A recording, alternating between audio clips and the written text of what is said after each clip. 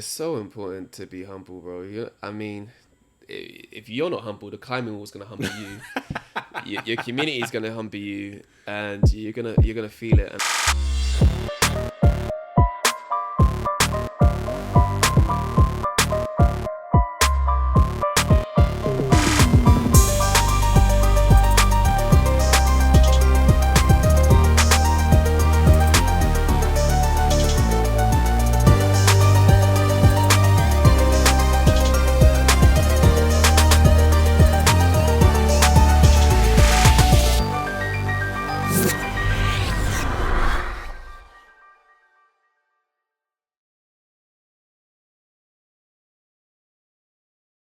What's going on, people, and welcome back to the Blackprint, providing aspiring black entrepreneurs and business owners the blueprint to start your success story. I'm your host, Spainy, and today, boy, am I joined by a very special guest. Rotimi is in the building, ladies and gentlemen, the founder of Clmbxr. My bro, what are you saying? I appreciate you inviting me on, man. This is cool, man. You know what's funny? A lot of people always they're typically impressed by the setup, and you fell victim to that as well. So, yeah, no, we're trying. You've got 3 cameras in here, soft boxes, it's a proper set, and another camera. Your phone recording as well. Yeah, it's a proper thing. Bro, we're trying, man. We're trying. This is well, imagine this is all just on my own budget and everything. Watch when we get the sponsorships on board, and wicked. We're in studios and we've got a team and everything like that. But for now, yeah, it's just a young team. But forget all of that. How are you, man? I'm good. I had a coaching session this morning. Even before that, I took my son to nursery.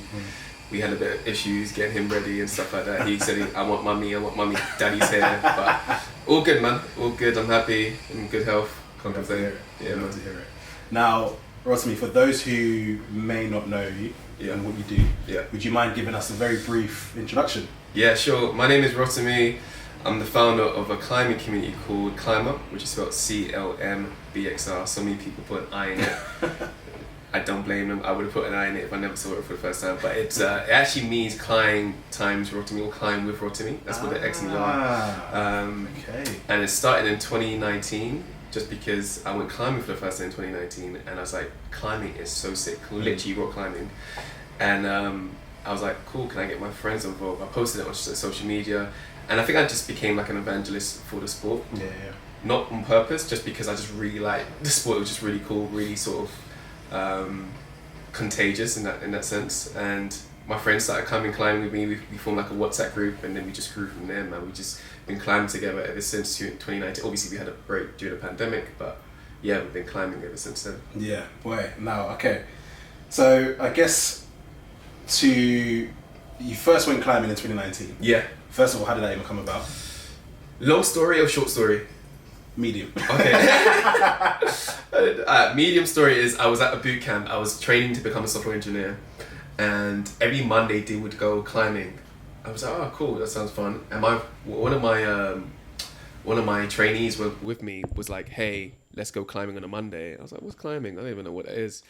And then when I went, I was like, flipping out, this is so amazing. I think I was at a point where I stopped playing sports properly. Like I wasn't playing basketball for like a team. And I didn't want to go gym and get hench. I kind of like my physique. I was like sort of lean, athletic. And it just suited me. Like one thing that really sort of I gravitated straight away was the problem solving aspect of climbing. Like a lot of times in life, we don't do stuff that scares us. And I was doing it. I was like, not petrified, but I was like, rah, this is actually kind of scary. Yeah, I'm strong, but this is kind of high at the same time. And for me, it was just like that perfect blend of that physical and that mental. Yeah. Wow, okay, so training to do software. Yeah. Ended up on a rock climbing wall. Crazy. Yeah, I'll be honest, when you first said about the software, I was thinking, how the hell are you going to link the two? But you managed to do it, and you discovered climbing for the first time. Yeah. I mean, talk to me about the feeling and what it did for you. And the reason I ask you that question is because we're now 5 years later. Yeah. You're now full-time in a climbing business. Yeah. That is insane. That's one hell of a trajectory. If you ask 16-year-old Rotimi if he would be doing this at this very moment in his life, like, what are you talking about? What the heck is climbing? Bro, I grew up playing sports. I love sports. Sports was something I always gravitated to. So I played tennis from like a young age, from like the age of 7, and basketball and football and all types of sports. But like climbing just feels like, what the heck? Like, what is that? Like, seriously. And then, do you know what? It's so interesting because it's not natural. Like, we naturally, like, I have a son who's 4, and his instincts is to climb, whether it's me, whether it's the stairs, whether it's something. We've always like naturally done it. And I feel like when I did it, it just suited me. It just felt good. Like I felt like this was supposed to be what I should be doing with my body. And for me, movement has always been a form of medicine, or a form of like some form of like meditative form of release for me. And when I found it, I was like, yeah, this is what I should be doing. For me to be from that to me doing this it's leaps and bounds for sure. But like I just knew I would want to do climbing more often. And actually forming a group was a sense of like accountability, really. Okay. Like I knew I wanted to do it consistently, but I also knew if I was to do this consistently, I need to bring my friends along on the journey with me as well. Yeah, no, fair enough. And so you went climbing for the first time. You just spoke about your experience there and what it did for you. Talk to me then about because again, to have gone climbing for the first time in 2019 and then to set up Clmbxr in 2019. Yeah.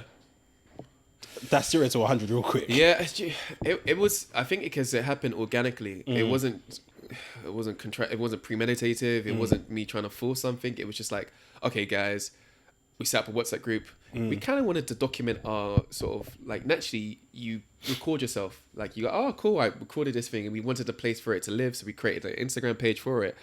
And we were kind of deciding on names. And then the first name was like Rotimi's Rock Climbers. And everyone was like, no, we don't like that. So I had to be more subtle with it as well. Angels yeah. I was like, you need to know it's me that created this thing.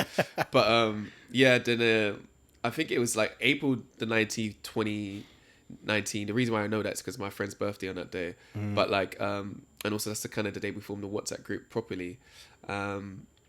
And it was just a case where like we wanted to go consistently. I wanted it to be more like, not just a group, but more of like an open place, like a community, really. And I think there's a distinction between a group and a community for sure.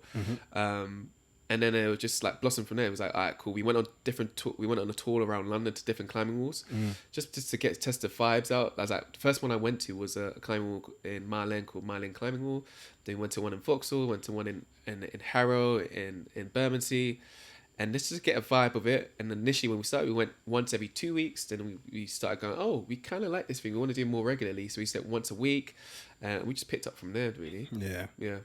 You just quickly piggybacking on something you just said. You mentioned there's a difference between a group and a community. Yeah. What is that difference?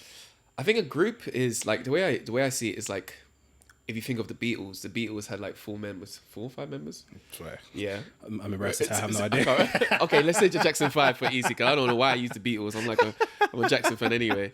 But the Jackson 5 literally said Jackson 5. It was 5 of them in the group, right? And then and there's loads of people who have groups, and it's just for me and the boys, me and my mandem, we're doing this. This is us as a group. But really, a community really has like, it's an open door policy where anyone can really join. Really, like if you join a community, there isn't this like, there's some form of hierarchy, but there isn't this sense of like, you're over there, this is us, this is our thing, us against them.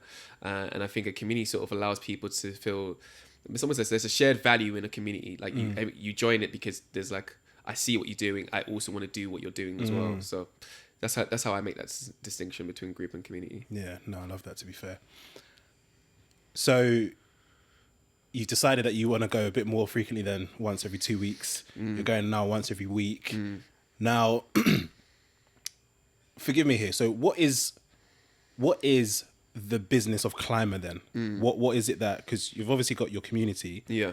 But I guess speaking frankly and being, I guess, upfront with the question, because obviously this is a podcast on entrepreneurship and whatnot. How do you make money? Great question. I think for us, when I started, you don't think I'm trying to make money from this. You're just like, I'm trying to climb with my mates. I think 2020 happened was quite pivotal for us. Obviously, the climate was Black Lives Matters was happening, and and COVID happened as well. But particularly on the Black Lives Matter front, brands were also looking at us and thinking, oh right, they were looking at themselves really, and looking in the mirror and being like, we don't do enough in the space to help Black people in sports or black people in finance and stuff like that. But particularly what we're doing, climbing, we're very niche. Yeah. And I kind of knew that when I started it. I was like, oh, right. When I did my own like research and browsing. Is there anyone kind of doing what we're doing? And just because of my background in marketing, I kind of had an idea that if we can do this consistently enough, that a brand will want to associate themselves with us. Just because it's cool, it's niche, and black people are often cool. If they do something, it's going to be cool, and the brands kind of want to be cool. I'm sorry to cut you off there, but just very quickly. So up until this point, what you're saying is continue doing what we're doing. Is that bringing a community together and documenting it at the same time? Yeah, basically, that's what I mean. Yeah, I mean, literally just documenting. We started like a YouTube channel as well, which I was doing the filming. I was like, I'm going to get burnt out. I can't climb, record, and edit. It's a lot. Yeah. So at this point, people, were you just going to kind of, as you said, climbing walls around London, people come in and everybody would have to pay for their own entry. Essentially. Yeah. And that was the thing. I recognized that like actually what we're doing is actually increasing diversity. It wasn't even that intentionally. Like people climbing walls particularly, they looked at us and went, like, those guys are black climbers.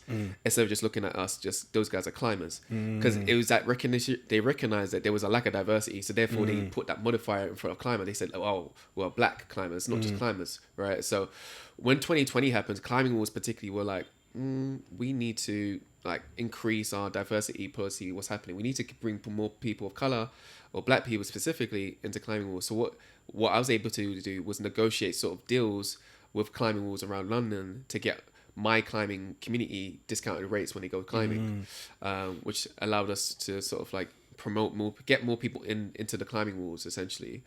So another way one way we make money is through memberships. So we now in 2020, being the community leader, you kind of have to go, right, I'm pouring a lot of value into people. Like I'm climbing, but I'm also coaching a little bit. I'm also bringing people together. Also my time's being spent in terms of advertising, buying a domain name, creating a website, making the merch and stuff like that. There's value in that.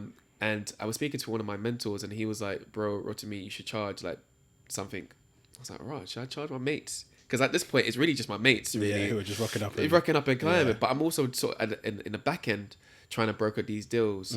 And so I was like, all right, cool. I did like a granddad rate initially. If you guys join now, it's like £5 a month. And then afterwards, I'm going to bump it up to £10 a month. So we have a membership where it's like £10 a month and it gives people access to the different sort of like discounts like climbing walls and stuff like that. Outside that, we also have merchandise as well. So I set up like merchandise just because people just wanted something to say, I'm part of this, and merchandise sort of ties you in that way. Outside that, we do like corporate team. Now, I wasn't doing this before, but it's more like because I got made, we speak about that later. But because I got made redundant, I was like, oh, cool. What else can I do to make money? Was corporate team bonding sessions as well. And also it's like one-to-one coaching sessions are sort of the primary ways we make money. On top of that, brand deals was another thing, which I wasn't thinking, but I kind of had it back in my mind. We probably might align ourselves with brands and brands will want to pay us, but it wasn't at the top of my mind. Okay. No, brilliant. So how did you go about even fostering this community to begin with then? Bro,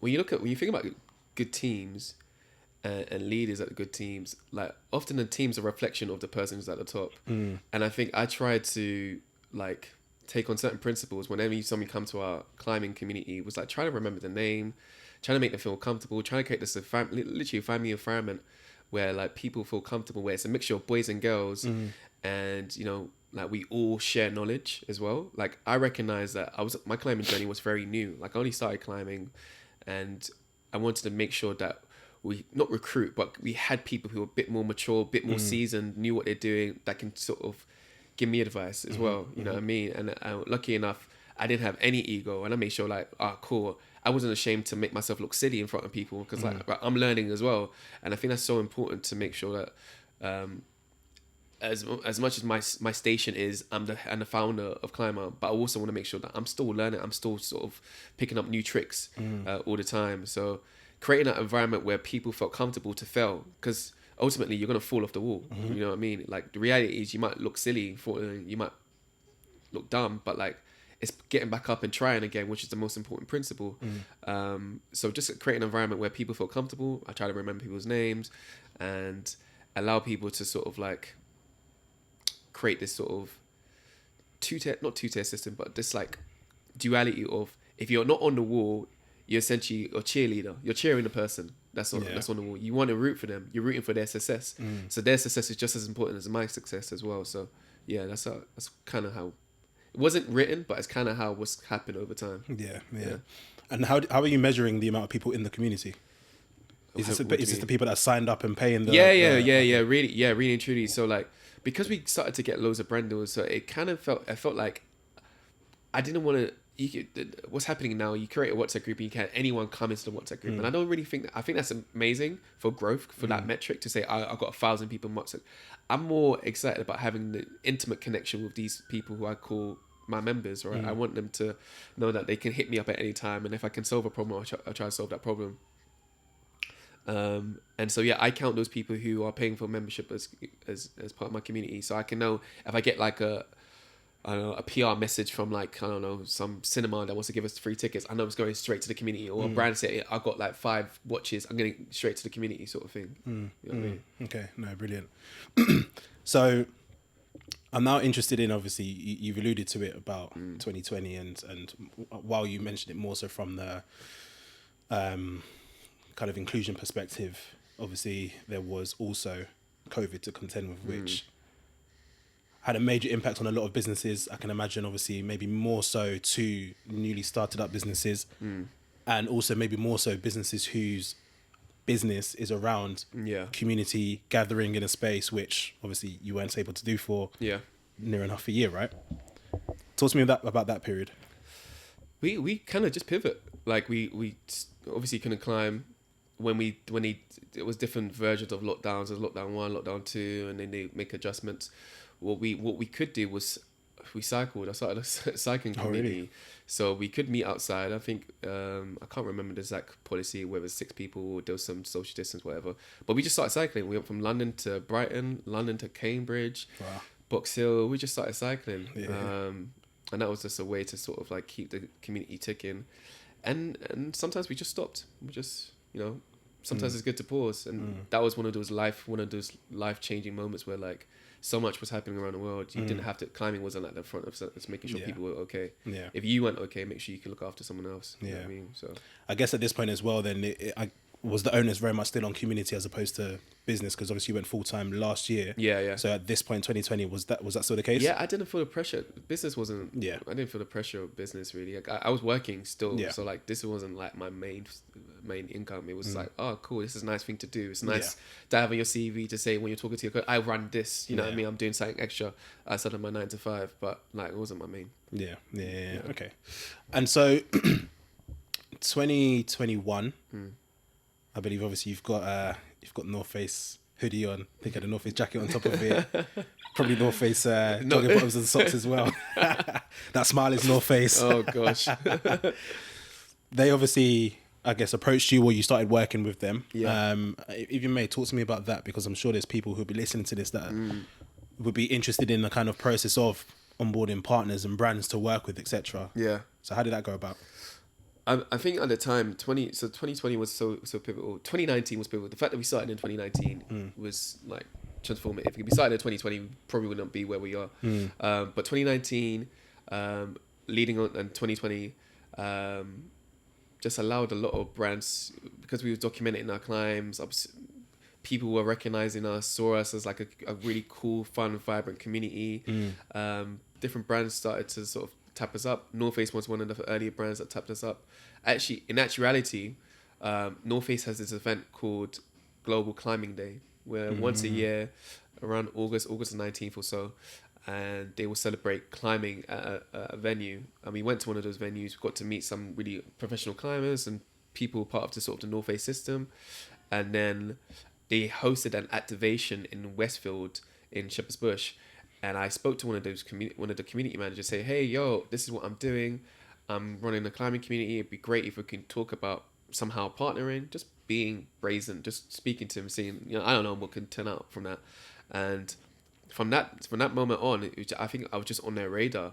And then when 2020 happened, North Face also recognized within themselves they need to do better in terms of like diversity within their system. And they reached out to me. They sort of like,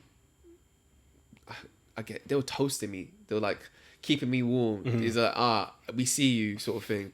So that came in form of like a donation initially. That came in form of like clothing and merchandise as well. Not just North Face, Arc'teryx was, and a few brands were also doing the same thing.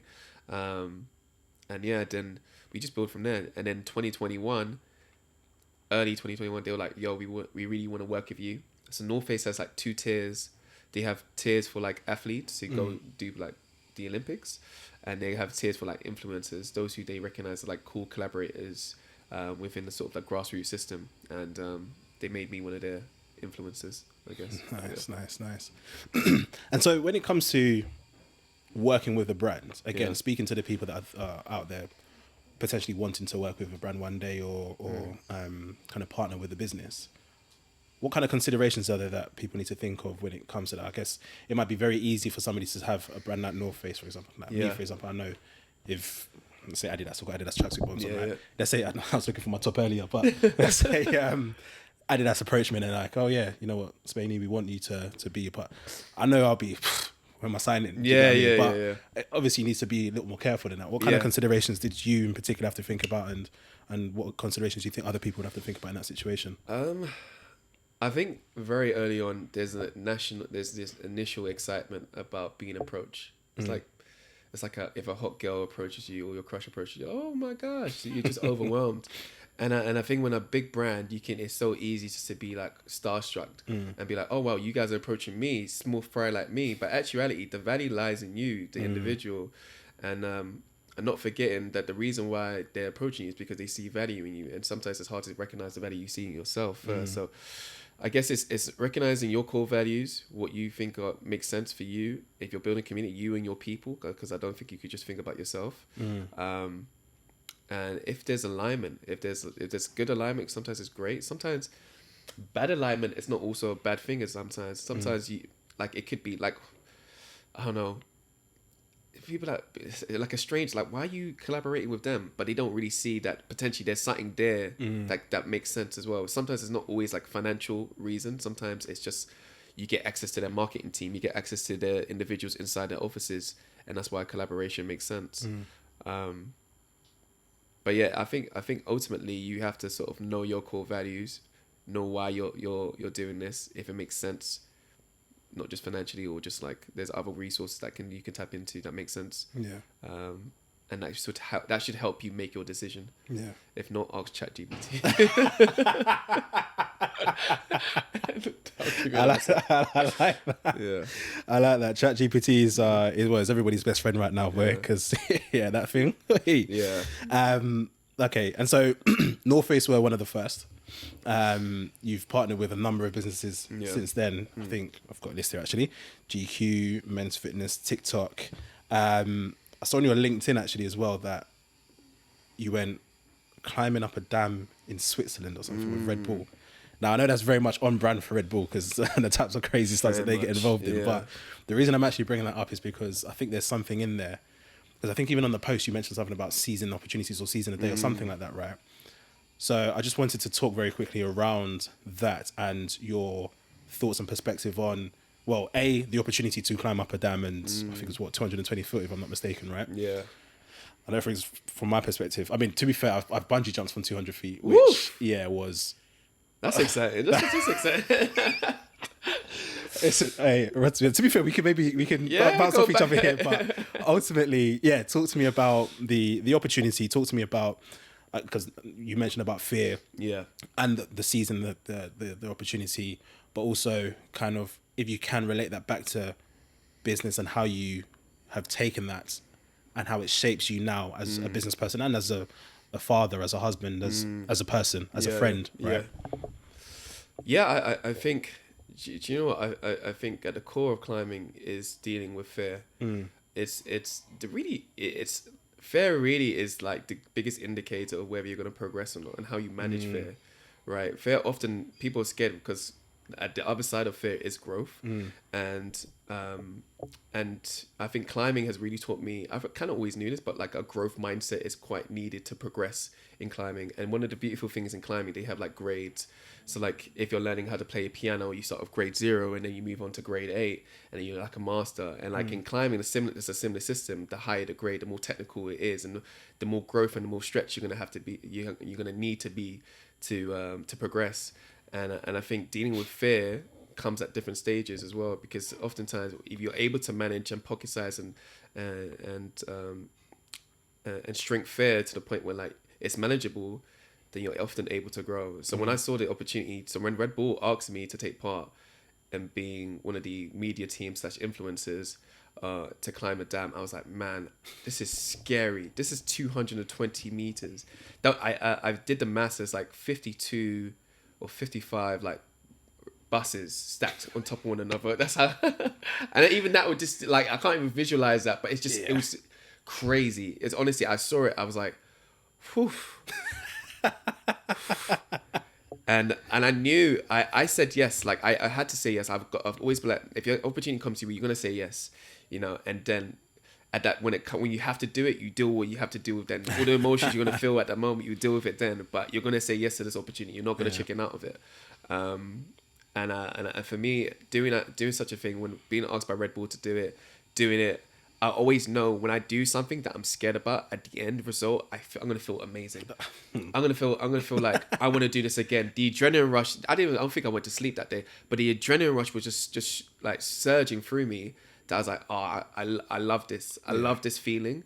I'm not like an adrenaline junkie. About to ask you that. I'm not at all, but I just know that reward is always worth the juice. You know what I mean? So that I will go for it. Not to say I'm not doing this recklessly, but I know I'm safe.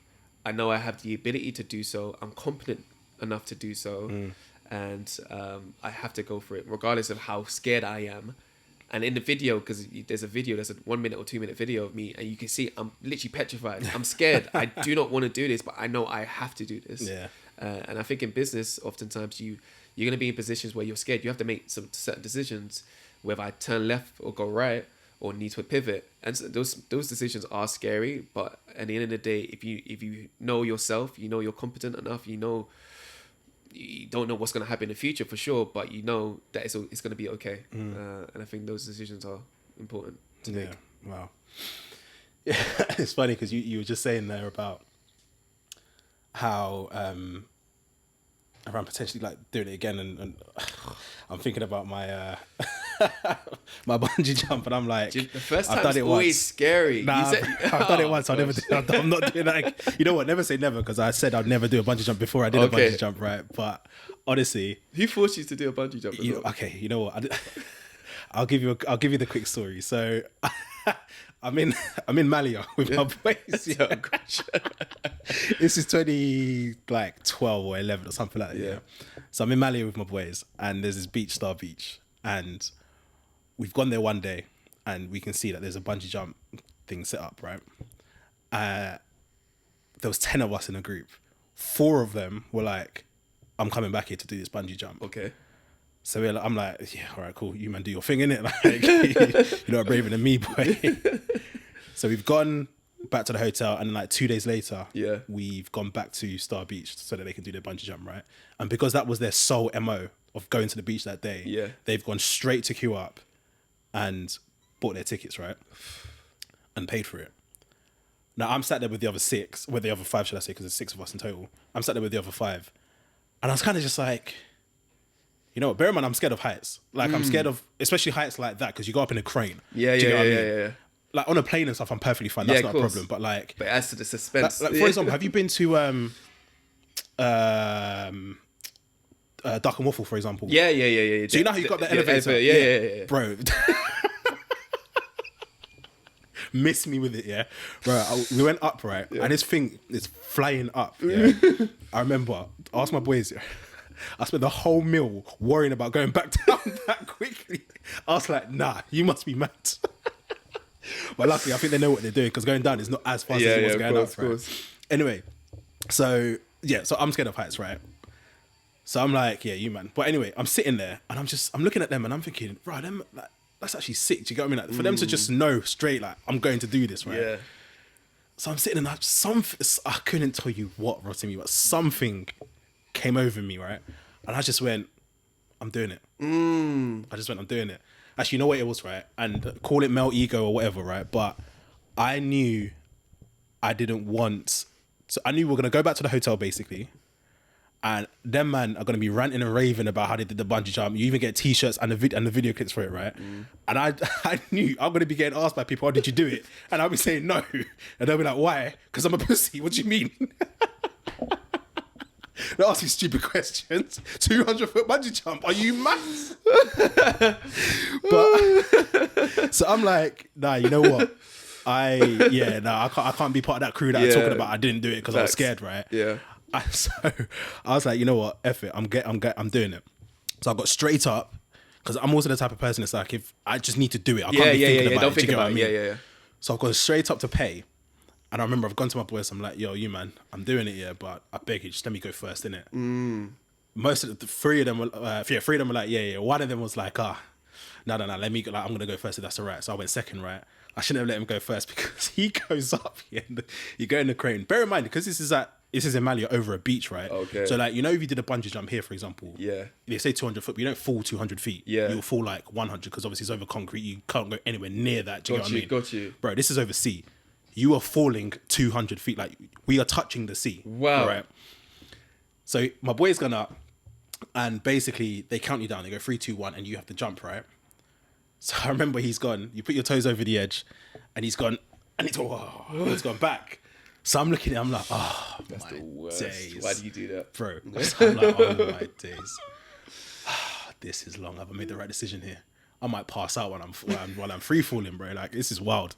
Anyway, so he's finally gone now, and it's my turn. And again, I'm just like, look, I just need to get this done. Do you get what I mean? So I've stepped into the crane. I'm going up, and as I'm going up, I'm like, all right, cool. I'm psyching myself up. I'm like, yeah. But then as I'm going up, and it's getting higher and higher and higher, I'm starting to obviously the people on the ground are looking smaller and smaller, and like eye level. It's like mountaintops, bro. And I'm in the distance and I'm like, oh my days. But at this point now, again, male ego takes over and I'm like, well, man. I'm up here now. The whole beach can see me. Yeah. The only way down is to jump. Do you get what I'm saying? So my man's gone, okay, when you're ready, toes over the edge. So cool, toes over. And by the way, at this point, it's like, maybe after like 20 feet. This is the first time I've looked down. Do you get what I'm saying? So I'm like, wow. Yeah. Okay, this is real. Yeah. Do you get what I mean? And he's gone 3, 2, bro. I didn't hear 1. I was gone. I was gone. Bro, I just jumped. Did you close your eyes or open them? They were open. Nice. Yeah, they were open.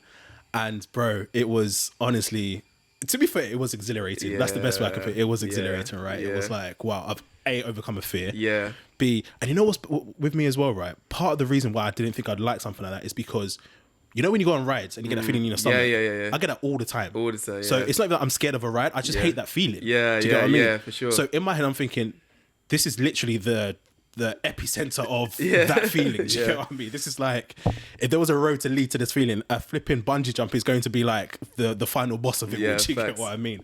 But weirdly enough, I didn't get the feeling. I've gone down and I remember... Don't get me wrong, I was petrified. So if I'll try and find the video and send it to you when I find it. But ultimately, like, my feet are flapping around as much as they can within the harness. Right? Okay. And so I've gone down, I've come back up, I've gone down. But then by this point, I'm like, you know what? This is calm. Actually. Yeah, let me enjoy it. So do you get what I mean? So I actually did enjoy like the last few up and downs, if you like. But yeah, bro, it was a mad experience. Yeah. Mad experience. I love that feeling. That feeling where just like it is what it is. It is what it is. And you know what? A similar feeling to me. I was climbing Table Mountain in South Africa, and I had to abseil down. Wow. And I find abseiling the scariest bit because I typically I don't look down. Yeah. Because if I look down, I'm gonna slap myself up and slap myself out of it. And so you're going backwards on a harness. And you're literally just like trusting that this harness is going to keep you safe and the rope's going to stay in place and it's anchored. Man, I found it. I was like, I'm petrified. Plus, I did it in Crocs as well. So I'm like, wait, what? I know, stupid. I'm going down the wall and I'm bouncing, and there's a moment where my feet aren't touching the wall anymore. Yeah. So I've got this device which is lowering me down, and I took that moment just to breathe, just to absorb it, and I looked around for the first time. And I was like, wow, God made this. I was like, this is beautiful, bro. Yeah. This is such a privilege. Like, not many people in the world can say this. Yeah. You know what I mean? You're like one of one right now. You know. And I was like, yeah, this is why I do these things. Like, just for those moments right there where I can go, wow. Yeah. Yeah. Wow. Yeah. No, it's. I've been thinking whether or not I would do a skydive. I've heard bungee jump is actually scarier. So in my head, I'm like, if I've done a bungee jump, then fine, I could. But again, the height thing, bro, it's like that's even higher. Like you're flying at what 5,000 something feet, and bro, you've done it. You've done bungee jump. I think bungee jump is like the scariest thing you could do. I've heard people say that as well because the logic that and free diving. Free base. Like that Felix, I can't remember his last name, but the Austrian guy who. The Red Bull event where he free fell from like 128,000 feet or something from the stratosphere. Red Bull have a fetish for doing for sponsoring really just dangerous. Like, what on earth would make you go like, I want to do this? But bro, it's actually mad. But to be fair, Red Bull are probably the most successful marketing company out there. Right? I'm not even going to say energy drinks company, marketing company out there because boy, they've got a lot going on for themselves. But no, fine. Let's bring it back to the topic of conversation. So you alluded to it earlier around being made redundant. When was that? Was that 23? Yeah, April 2023. Yeah. Okay. Wow. And so up until this point, let's just say brands are recognizing Clmbxr a bit more. Obviously, you're pretty much the face of it. The community's growing, and as I say, you're getting brand recognition, right? Up until kind of redundancy, how are things going? How are things bubbling at this point for Clmbxr? Yeah, I mean, between 2020 and 2023, we've worked with different brands. So we had like our first commercial with Adidas, which was really cool. And it's like, wow, brand like Adidas is recognizing you. We've done some stuff with Nike. We've done like collaborations, like you said, TikTok and other brands as well. Samsung was another brand that we did an ad for. It was like, wow, this is so cool. Like something that I loved the idea. Like one thing I love about podcasts, especially business podcasts, is that a founder had this idea and then it materialized into all these different things. I'm like, rah, swear down, from this idea, we're doing all this cool stuff. I couldn't believe it. And then when I got made redundant, funny enough, earlier that year, I spoke to my wife and I was like, yo, I kind of want to do Clmbxr full time in January. And as in you had this conversation in January, you were saying, in January, I want to do Clmbxr full time because you know what? When you feel like you're giving this sort of patch on this earth, I feel like I've given this patch on this earth just to do this thing, and I feel like I'm watering it, and I love what I'm doing, and it's really fun. It's sort of like, it's an amalgamation of all my good skill sets, whether that's me being sort of like a good communicator, a good networker, bringing people together, you know, encouraging people, plus it's fitness as well, which I've always been big into. And I'm doing that all within Clmbxr as well. And I was like, oh, right, this is something I'm really excelling at. And work-wise, I don't think I've always been the greatest employee, just because I've always had this entrepreneur itch. I was like, I'm here. I know I'm here for a reason, and it isn't to get promotion. It's just to get that salary, so I can really do what I want to do. Yeah. So when I got made redundant, so many people, when I said it, their first thing was like, "I'm so sorry." I was like, "Oh, bro, I'm happy, bro." I'm like, I now have this opportunity to really sort of say, I'm putting my all into this. You know what I mean? But now it also made me go, okay, how can we really, really make money? Which is different. Yeah. It's a different ball game than like I'm just relying on it. It's like a side hustle. Yeah. Now it's actually my main hustle as well. So yeah, it took a while to adjust. I'm still adjusting, still making moves and pivots. But like I really like the space we're in currently. Yeah. No, nice. So, sorry. So around January, then, would you say that you had started thinking about kind of it being a business as itself, and then obviously April happened, and it was just not necessarily fortunate timing, if you like, but because obviously you'd been thinking about it, or was it in April that's when you started thinking, okay, I know you just alluded to kind of thinking about how ways you can make money and stuff, but was Yeah. that the first time you started thinking about that? Yeah, because I didn't go, I'm going to look for another job. I was like, oh, cool. Let's make this work. Yeah. Because it's so easy. I can so easily got another job. Because at that point, I pivoted from being a software engineer to a designer. Because I recognize actually my skill set is more creative. And I do love design. I actually love UI, UX design. It's such a cool thing. It like...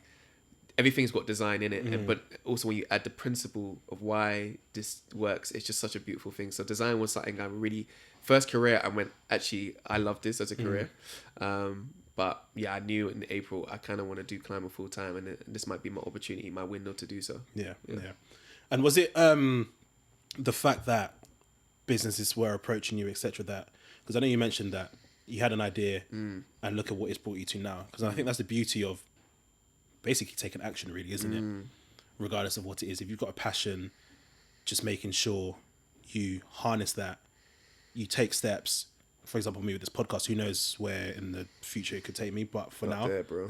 for now, hopefully, but for now, well, I say for now, for always, the idea is to at least have these conversations with people, make sure I tap into people's experiences and their lessons and learnings from their life lessons, right? But as you say, you can have an idea here. Even 2020, a year later, you had to pivot one way into cycling.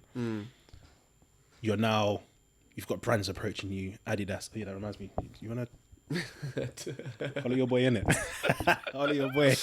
Oh god. Adidas, North Face, various other businesses, right? Now, where I'm going with this is.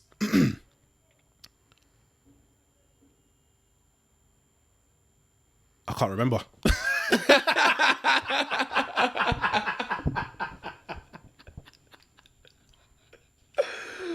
Oh my gosh. It's cool, bro. It's cool. Oh my days. I was going to help you. I don't even know where you was going with it. Bro, I can't remember where I was going with that.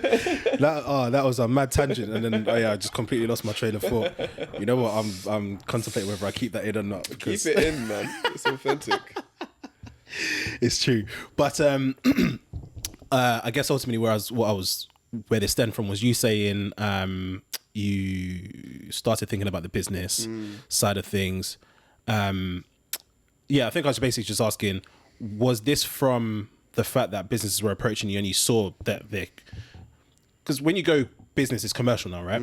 It's no longer just a Clmbxr community. It's okay, this is a commercial vehicle in which I ultimately need to provide. You've got a wife, you've got a child, you need to provide, right? Was it the fact that businesses were approaching you, etc., that you saw the opportunity in that, or was it something else? A bit of both. It kind of gives you it's like a litmus test, really. Business approaching you to go like, oh right, maybe I should be doing this. When I spoke about the idea to people, it was generally like that response. Oh, right, Rotimi, you should be offering corporate team bonding sessions. That makes so much sense. Whether that made sense financially, not so much. It's been actually really tricky doing the corporate team bonding stuff. There's so many often with business, you want to sort of minimize the barrier of entry. Like you want it to be as clean as possible. Like if I think I need a hair or I need to buy a book, I can go on Amazon, one click, done. With climbing or corporate team bonding stuff, sometimes, especially if you're not going to people's offices, getting people out of their offices, and because people work in teams, it's quite fragmented. This isn't just like one stakeholder. You're probably speaking to that stakeholder and you're speaking to that stakeholder. And then they have to do it after work as well. People don't want to take time out. It's just so many like hurdles. So sometimes it's not been the most easiest thing to transition. Even though in my mind, I was like, oh, corporate team bonding makes sense. It's easy. But there's I've definitely faced a lot of hurdles trying to just get sign off, speaking to the HR team or just getting. Sometimes it's just a case where like I'm speaking to a woman and it's like, I got nails. And I like kind of snowballs the whole thing. I ain't got upper body strength. I just like, if you give people many reasons to make an excuse, they're gonna make an excuse. So it's not been the easiest thing to do. I actually find more sort of client stuff like one-on-ones a lot more easy because then you know that person definitely wants to do it. It's only one person, you know what I mean? Yeah. You don't have somebody else potentially speaking to their ear, whispering, say, "Oh, we can't do this because X, Y, Z reasons." With the corporate team bonding stuff, then now correct me if I'm wrong or forgive me if I'm mistaken here. Nike were your first. Yeah, Nike was a big corporate for us. So Nike, this is definitely 2021 or 20. I'm gonna say 2021. Nike, just I think after the third lockdown or second lockdown, I can't remember. Or the seventh, No, I can't remember. There were a lot of lockdowns. But essentially, they were trying to promote their Nike members to get back into playing sports. The whole campaign was like, we play sports or play outside, something like that. And it was a 6-week workshop where Nike members could go on the Nike app and book a workshop with Rotimi or Clmbxr, essentially. And it was really fun. It gave us a sense of like, how to work with corporates on that level as well. It was really cool. There was different sports. They would really focus on like peripheral sports, which I see climbing as pretty much not main sports. So they focus on like, what's that? Skating. Roller skating. Oh yeah. Roller skating. There was running. There was like Pilates and yoga, and there was another one as well.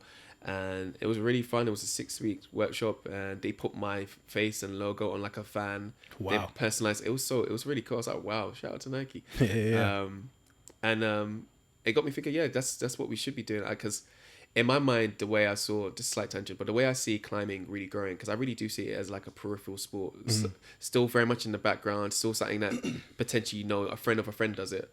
And I think it can really get mainstream attraction, and it has through the Olympics, and I think that's drawn loads of attention to it. But like this cross-pollination of like climbing and different athletes from different, like imagine David Beckham came climbing, or like you got Stormzy come climbing and stuff like that. And through that got me really thinking about what I'm currently doing now, was trying to have climbing and conversations with people you typically wouldn't think go climbing. One of the conversations I recently had was like Julie Adenuga, who's like Skepta's sister, and trying to sort of like garden the attention of climbing through bringing people who are in the fold into the fold. You know what I mean? Yeah. No, brilliant. Did Nike approach you, or did Nike approached me? They approached you. So a lot of brands approached me. That's basically what I was going with. Yeah, a lot of I was very fortunate. I can't tell you. I can say this is me being a genius, but it wasn't. The only thing I could claim genius was just starting it. But brands literally approached me because there was that sort of appetite for wanted to work with black specific brands, off the back of Black Lives Matter as well. And so Nike were very much like, okay, what black brands can we work with? Yeah. I was one of them. And also I had friends at Nike as well. So I was pretty much in their ear saying, hey, yeah, I'm here. This is what I'm doing. I was making sure I post my stuff on LinkedIn as well, not just on like Instagram, because I feel like LinkedIn has like reaches of people who work in those departments that you're trying to reach. Yeah. You know what I mean? So yeah, Nike approached me, and we started the conversation. So talk to me about that then, because basically it sounds like you made a conscious decision. Well, to be fair, from day dot, you obviously said that you wanted to create content around the black climbing community, if you like, and it's obviously snowballed to what it is today. Yeah. But in terms of like these brands approaching you and stuff as well, there's, you just mentioned posting on LinkedIn and obviously your Instagram, etc., etc. I'm reading a book at the moment, recommended actually by my last guest, Cecil and Silla, called Key Person of Influence by Daniel Priestley. And that basically talks about being the person in your niche. So it sounded like Rotimi is the go-to person when it comes to black climbing, right? I would like for you to kind of expand on ultimately that, personal branding and the importance of it, and especially in this kind of day and age that we're in now. And obviously you've spoken a little bit about what it's done for you and the brand, but just, if you may just expand on kind of the personal branding aspects of things. When I was 17, I dropped out of college, and one of the things I did was record my journey as a college dropout. I went straight on YouTube because I was like, I want to be a YouTuber. I can't remember who was my main influence, but I always wanted to be a YouTuber. And from doing that, I kind of recognized what personal branding meant. The name of my show was called James Rotimi College Dropout, and I would go around interviewing like music stars, actors, and just what I was doing. I really hope Kanye West was a guest there, because I wish he doesn't get a feature, but he definitely inspired the name for sure. Because I didn't drop out of college; I actually dropped out of sixth form, but it just didn't ring the same. So you know what I mean? Sixth form dropout. It just didn't make. But yeah, that really sort of like got me thinking what branding means, what personal branding means. Because I used to have to I spoke on the panels, and I would be like, oh, Rotimi from this, da da da, and I got my understanding of what personal branding is.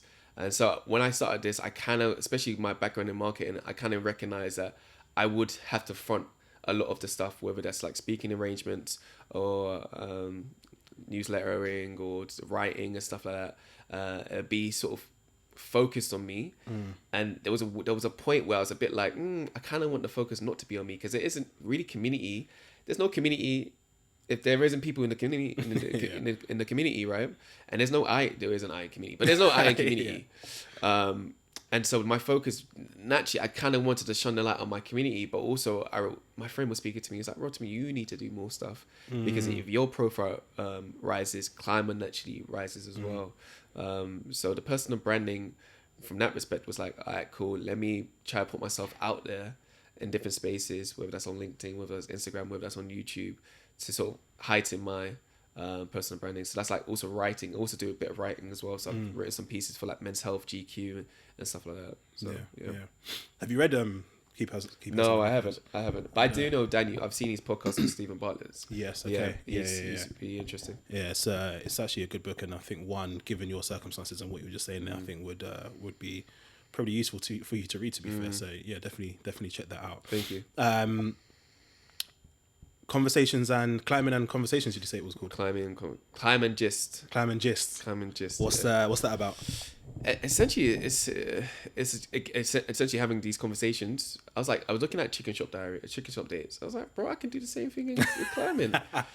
And it's just, I've always thought this idea, like I was like, we can have really interesting conversations at climbing, and we do that every Saturday. If you come down into one of our climbing sessions, we're not always climbing. We're laughing, we're dancing, we're playing music, we're gisting. You know what I mean? And these things naturally occur at a climbing wall. I was like, okay, why can't we just bring that on YouTube and just have guests, and I'd be the facilitator of those conversations. So essentially, again, it's one of those ways where I'm thinking, I'm trying to bring more people into climbing. I'm trying to expose climbing. I think climbing is such a sick thing. I think more people should do climbing. I've obviously got my 3-year-old son into climbing. And I think one way to do that is often you need to see someone like a Julie Adenuga climb, and Julie inspires so many people, and people are like, all right, if Julie can do it, I possibly can do that as well. So that's really the premise of like Climate Gist. Yeah, no, nice. And that's on YouTube, yeah. Yeah, it's on YouTube, man. Yeah, I'll let you plug that at the end of the convo. But no, fine. I want to touch on something you briefly spoke about earlier, which was when you first started this journey. Obviously, you were new to climbing yourself, wanted to build the community around it, but were obviously conscious of the fact that you were no expert climber at the time, and therefore brought people in to kind of guide you, but also obviously provide, I guess, that safety. Do you know what? Sorry, not to interrupt. But brought is kind of too strong of a word. I think people saw a vibe and be like, yeah, we want to join you guys. Fair. I wasn't intentional about bringing, we need to get this person, that person. In fact, just naturally, people who had more experience just came like, I like what you guys are doing. And just like, yeah. And they were more seasoned, and they were better climbers. Yeah. And that's the only way you really grow, by being around people who are better than you, really. Yeah. So it just naturally happened naturally. No, you know what? So I'll make a point before I come to my question, and that point is, I like the fact that a lot of what you're saying is things have been coming to you, right? Yeah. But I feel like there's something in that, because obviously we just spoke about the personal branding and stuff like that. So I just feel like for people listening, just the power of that, right? If you grow and develop a strong personal brand, opportunities come to you, right? Yeah. And I guess that's what's been going on with climbing since inception. Yeah. But my question was going to be around that humility that you had, and I guess the importance of having humility, especially when, because now obviously at the time it wasn't a business, but now it is. The importance of humility in understanding and recognizing, I don't have all the answers. I'm not gonna get everything right. Yeah. I'm gonna have days where I need support from other people, etc. Just talk to me about that and what that means to you. It's so important to be humble, bro. I mean, if you're not humble, the climbing wall's gonna humble you. Your community is gonna humble you, and you're gonna feel it. And I feel like it's the importance of just recognizing your skill set, what you're good at, where you can lean on other people is important as well. And I think when you build a community, naturally there are people within the community who just want to sort of lend a hand. They want to see it thrive. They want to see it excel. And it's just where tension for me, I feel, because particularly when like community, but there's also this customer aspect, especially when they pay, when there's a pay community, when there's a paywall, you're kind of paying for access as well. So that tension, I always felt like, oh, right, can I really lean on my community when really they're paying to be part of the community at the same time? What they're paying for is sick as well. No joke. Access to North Face stuff, like, and all the other stuff we do as well. But like, I think it's also recognizing within yourself what you're good at, what you can't do, what you can do. I know for me, what really helped me at the start was that I'm not great at sort of being super organized, but if I can get the start right, if I can get organized at the start, it means I don't have to, I put a system in place for me, I could just lean on my system, that I'm not always having to sort of reinvent the wheel to be organized. So yeah, just recognizing your weakness and your blind spots, and hopefully people can help out and chip in along the way. Yeah, no, brilliant. So about a year and a half ago, you went full-time. Jeez. Obviously made redundant, and Crazy. you decided, you know what, this is my time to shine. I might look for a job again. I won't let. I won't lie to you, bro. But no, fair. So talk to me about that kind of full-time journey then. Since and by the way, did you climb as a business, right? At what point, was this before when the brands were coming in, or was this actually Climate as a business is as of today when I've been made redundant? It was before. I think we definitely made preparations and place and steps beforehand. Like I bought, what's that thing you get from, not just a domain name, IP. Okay, yeah. I bought all the IP ages ago. I was really thinking that this could be a big brand. This could be a business. I even got the global IP as well. So stuff like that. So I was definitely had a business mind when thinking about climate anyway. Being made redundant made me go, okay, instead of brands reaching out to us, let's not be passive, let's be active. And one way I thought about that was really seeing climbing as a tool to bring people together, really and truly. So like there's tons of brands that have communities online, but how can we bring them offline using climbing as like a vehicle to do that? Because I think when people go climbing, they often become it's just such an opening sport where like it's so supportive. You see somebody try something for the first time, you want to encourage them, you want to see them succeed. And I don't think oftentimes other sports are sort of like cultivate that as much as climbing does. And so I've gone on a tangent. I can't remember what you said. No, my question was around. It was two parts, to be fair. It was when did it become an actual business, and then the last year and a half since you were made redundant, I was kind of going on to how has that been. How's that? So essentially, it's really me now being the one who's received and one who's like chasing really. So a couple of ideas I've like essentially seen climbing as a tool and trying to bring people together. So a couple of ideas have been like climbing and dating, trying to link with like a brand who does date, i.e. Bumble or like Hinge, and get them instead of doing the conventional way of using the app, but like in real life person impressions and like touch, you know what I mean? Using climbing as a tool to help bring people together and maybe get married, who knows? And then all like climbing and learning a new language, or climbing and we had like an event recently where it was like Black History Month, and we used like brought people who are outside, who were like influencers, and just give them a chance to sort of try climbing for the first time. Because I feel, honestly, I feel like there's so much you can do with climbing that's very social. Even though it's like an individual sport, really and truly, it's just you on the wall. But when you bring people together, it creates this sort of community feel naturally. So, yeah. Climbing and dining. Climbing and, I don't know. You could dancing, climbing and running. Like there's so much you could do. So much. Yeah, that's pretty cool, to be fair. And so a lot of it recently has been kind of there's been a bit more focus on outreach than to which has been difficult. I was gonna say talk to me about that, because I'm in the sales game, right? And I know it's and ultimately that's sales, right? Oh, it is sales, and that's a position I wasn't in before. I had the luxury of like, okay, I got a full-time job, I could do people are reaching out to me, But now I'm turning it on its head and be like, I have to reach out to these brands. I have to present a deck. I have to put a deck together that makes sense. That actually there is like there's a reason. There's an actual tangible reason why you want to work with us. Like it's not because, of a cute sort of D&I sort of tick off box, but actually there's like a business sense why this makes sense as well. And trying to figure that out for brands I'm trying to reach to can also be very difficult. But like, yeah, it's not been easy. There's been loads of like unread emails after you send the deck. Oh yeah, we was talking for like a good minute. I thought we were cool. Then you that's been very difficult. But like, I guess that unfortunately happened to me this year when I went to France. There's a festival called Cannes Lions that takes place in Cannes, and there was this lady who I've been following online, and I was like, if I ever get a chance, I would love to work with her. Her name is Charlotte. She runs an agency called 76 Agency, and it's essentially an influencer marketing agency, but they do really cool stuff. But I've always really found her really profound, really interesting, and really clued on. And I was like, cool. I spoke to her then. I was like, I would love for us to work together. And then that's what happened. Because of that conversation that happened in France, in October, we was able to do a Black History Month event together.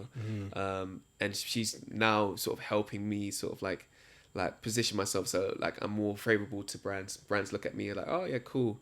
It sort of reduces the resistance for brands not to work with us when you work with somebody like Charlotte, who's already in the industry, has the connection, has the network and stuff like that. So brilliant. How do you keep motivated? Now this is a two-pronged question, right? I love my two-pronged questions. How do you keep motivated in the sense of, as you just said, obviously doing the outreach is hard. I know you've obviously got this partnership with Charlotte now, but prior to that, how do you continue to remain motivated? But also, I want to tie that in with the fact that this is ultimately what started off as a passion, which you've turned into a business, which I think for a lot of people, obviously it's hard to balance that passion versus commercial, right? Because it's something that you need to make money from. Maybe it was you I had this conversation with yesterday when we were having a quick catch up. But I think if you notice with a lot of kind of fitness influencers on YouTube, for example, who post a lot of videos around fitness content, etc., then they end up doing lifestyle type content, and then they end up doing other stuff because they've kind of rinsed that, and you always find that a lot of them come back. And even tech guys, Marcus Brownlee, he did said a similar thing. It's like when it becomes a business, after a while, it you kind of lose that spark and whatnot, and they have to really dig deep within themselves to try and regain that. How have you struck that balance? I mean, it's running a business is not easy at all. There's so much you now have to consider. Whereas before, if you're like, depending on the structure of your business, whether it's like a freelance business, self-employed business, limited business, there's now tax implications that you now have to consider and stuff like that. I think staying motivated is the fact that I know there's so much for me to do. and then there's this weight on my shoulders that I know I still need to fulfill. And you know what? This is a slight tangent, slight segue, but like I've always been someone that said, I've always been known as a kid that's got potential. And I kind of now want to fulfill that potential. I know that. I know what you mean. You know what I mean? And that's kind of the motivation I have. I don't want to be, it's like I was in gifting and talent in school, but I want the talent to shine now. You know what I mean? And really that's sort of the motivation I want. Like I love doing this, and I think that's made it easy to be motivated. I actually don't dislike my community members. I know that doesn't sound controversial, but sometimes that actually is, depending on what space you're in. And I want to be a better climber, and I really like what I'm doing, and I feel like it's gonna sound cheesy. Like I feel like I'm making a difference. You know what I mean? Like when you think about London and how lonely London is, and how like us growing up in London perhaps don't feel lonely, but like actually London can be very isolating, and they say the biggest killer in men particularly is suicide because of loneliness. Loneliness is like next to suicide in that sense, and the fact you're bringing people together, and these people can become friends. These people can set up their own WhatsApp group outside of this. I'm like, they can end up dating and getting married. They can end up dating, bro. We've had marriages and babies as well. Like no joke from community. I'm like, bro, swear down, this is sick. So like, yeah, I'm really proud and about the work we've done, and I'm very committed to saying we, because I know I couldn't have done this by myself. Like we go on retreats as well, and this year we went to France, to a place called Fontainebleau, which is known for like outdoor rock climbing, and there's stuff that we still haven't done that I'm still excited about doing as well. And there's places with climbing, because the very nature of it, you can do it outdoors. So there's so much. I still haven't seen. You know, I want to go to Nigeria to climb. I want to go to Jamaica to climb. I want to go around the world to climb. And I'm really excited and motivated about getting better as a climber, and hopefully as a businessman, so I can make those deals which make it cheaper for me to go to those places. No, of course. So there's so much for me. I think obviously family for sure, knowing that I have to put, you know, make that work. And this, not I'm putting all my eggs. I kind of am putting all my eggs in my basket to make this work, but like that is motivation as well. You know what I mean? So yeah, I would say that that's what keeps me motivated. That, and also wanting to improve myself, my ability. Yeah. Student of the game, man. Student of the game. Gotta be, man. No, I love that. What's next? I know you mentioned you want to climb in various different places. You know, as you were saying, I was thinking about the hardest geezer actually, because yeah, shout out to him, man. Yeah, I was thinking about him and his story because actually I was recently listening to, I can't remember the name of the podcast, but Eddie Hearn's thing. Have you? Yeah. And he was on there recently. Eddie Hearn has a podcast. Yeah, cool. he's got a podcast. I can't remember what it's called, but the hardest geezer was on there, and obviously talking about his journey from obviously running the length of Africa, right? And as you were talking about climbing in Nigeria and Jamaica and stuff like that, I was thinking about that and how you could do, that you could basically be the climbing version of that, right? But assuming that's maybe a few years in the future, what's next? What's on the horizon between now and then? Well, immediately we have our Christmas party down. We need to sort out. But also, I think it's just like doing one thing we did recently. We did a skill swap. So what we started this up in 2021 actually. What we would do, we'll partner with, I can't even speak. What we would do, we'll partner up with different. You can edit this bit. What we do, Bro, I thought it was authentic. What do you mean? You better keep your bit in. Oh, maybe I need some water. That's right. I'm thirsty. Yeah, I'll take the opportunity to have some as well. That's it. So what we would do is partner up with different communities. Yeah. So say it would be a swimming community or a Brazilian jiu-jitsu, and we would teach them how to climb, and they would teach them our skill set. Okay. And that was really fun. And literally last week, Saturday, we went pole dancing, which is just amazing. Like, you wouldn't think, there was like 16, 15 of us in a room, mixture of boys and girls, just pole dancing. I was like, yeah, this is sick. And that's something I did say I wanted to do more often, and I think that's an opportunity just for us to like build a community. Some stuff you just do just to, like team bonding is needed within the community as well. Yeah. You know what I mean? So like that's stuff I really want to make sure we do more of next year. More group trips. I want us to go outdoors and do big walls. Bouldering is cool, but I think there's a chance to do. So in climbing, there's like 3 different disciplines. There's more, but let's just say there's 3. There's speed climbing, which is when you go up the wall really quickly. Is that what was in the Olympics? Yeah, it's in the Olympics, which everyone loves. It's like running the 100 meters but on a climbing wall. There's lead climbing where you're using a rope and then you're sort of clipping into like clips. Okay. And there's bouldering, which is our main focus. Bouldering is more powerful. It can be done indoor and outdoor. We mostly do it indoor, and it's just like 5 to 6 moves typically on a bouldering wall, and the wall's like 4.2 meters high, which is like the same size as a double decker bus, maybe a little bit taller than a double decker bus. Not quite 52 then. No, not quite 52. And yes, I just want us to do more outdoor stuff where we do lead climbing, big wall climbing, and then also just to collaborate with other communities. I'm really excited about like running is big now and people running. But oh my! Do not even get me started on the running thing, man. I love it though. No. I hear it. I want to get back into running. Yeah. I say that as if I'll just run for football, but ultimately, I'm opening up TikTok and I'm seeing people doing the maddest thing. I said it to one of my boys because he does a lot of running, right?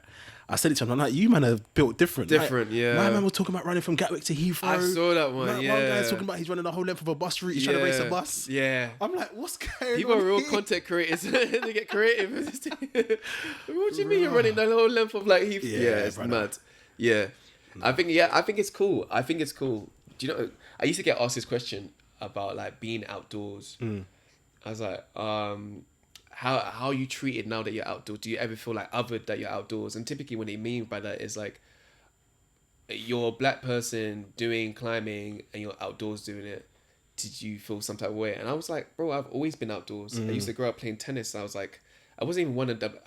Fortunately enough, because I grew up in South London, there were other black people playing tennis as well, and I always felt like I was outdoors. Even when we was playing knockdown ginger and playing football, and like we were outdoors. And one thing I really love is the fact that more people are going outdoors, and they're just using running as a vehicle to be outdoors. And I think there's so much benefits of being outdoors. So, yeah, if I can get my community more outdoors, that would be great. You know, touching grass. Yeah, no, nice.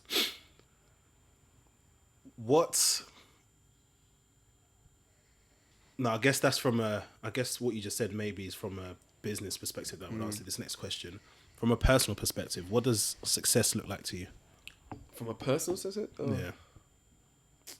To be fair, you can mix in the two. I think right now it's a mixture of both. I can't really separate lifestyle and business, to be honest.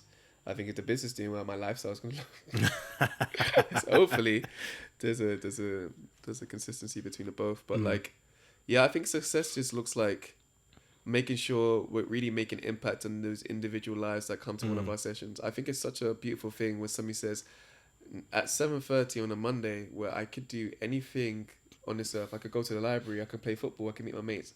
I'm going to join a Clmbxr session, and I think that's so beautiful. And I think we really have an opportunity to really make an impact on those people's lives, like bringing them, making them meet new people. You know what I mean? Introducing them to a skill set which they never learned before.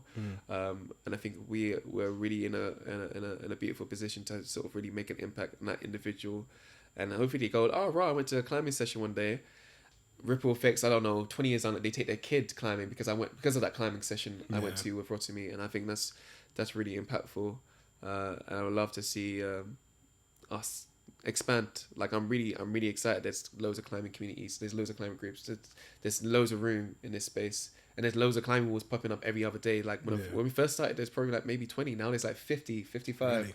Growing in London alone, and climbing's becoming more popular. So like, if we can make an impact on getting people into climbing, I think that's what success looks like. Yeah, for sure. Do you ever plan to have your own space, or? People ask me that. I don't want to.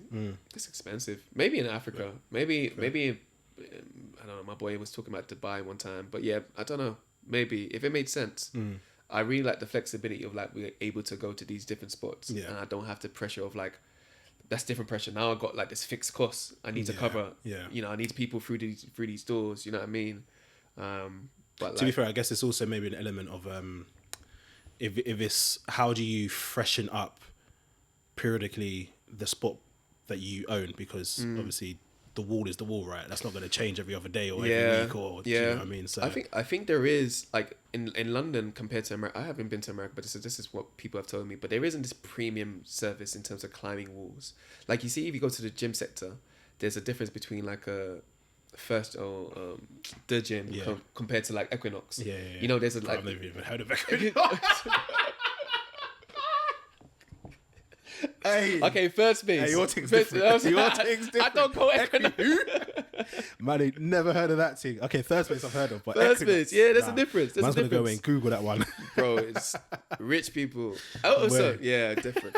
And I think there could be a separator within this sort of climbing space of that elite sort of climbing wall, and I think there is. I think there's a recognition that there needs to be more like sort of like high end services. Like I think it could be great if there was like a swim pool at climbing wall or a sauna, you know, or like another like a skateboard parking within a climbing wall. There's so many people who do climbing do other sports, and I think there's an opportunity to sort of have a mixed bag of that. But like I think in London, you just don't have the space, man. Or if you have the space, you're paying X amount in like business rates. No, fair. I gave you a book to check out. Have you got any books that you would recommend that you think are good for me or people to read or listen to? Or if not a book, any resources or podcasts? I'm going to say podcasts. Other than the Blackprint, of course. Yeah, of course. I hate to plug in somebody else's podcast on the podcast. It was so cheesy. But one of my favorite podcasts actually came because they've written a book. It's called Freakonomics. Yes, okay. And the podcast is also called Freakonomics. But on the back of that podcast, there's two podcasts I'm going to plug. It's No Stupid Questions, and it's presented by a lady called Angela Duckworth, and she's written a book called Grit. And she really, essentially, in that book, it talks about like using the most successful people are grinders. Essentially, they're able to sort of like not be consumed by an idea and let that idea sort of push them, but also you kind of need like this mental fortitude, this mental toughness in life, to succeed, and that's so important. You kind of need a thick skin to keep on keeping on, especially when times get hard, when there's like, I don't know, just anything can happen in life, you know what I mean? And I think that's a good book. So one book I didn't say I would recommend a book, but Grit by Andrew Duckworth is a really good book. And the podcast No Stupid Questions, where he asks like a plethora of different questions and he answer it in a really sort of smart and intelligent way. And Freakonomics, it's a great podcast, which really they're thinking about like behavior science, behavior economics, which is like the nudge theory, where like IG example, when then they put taxes on like plastic bags.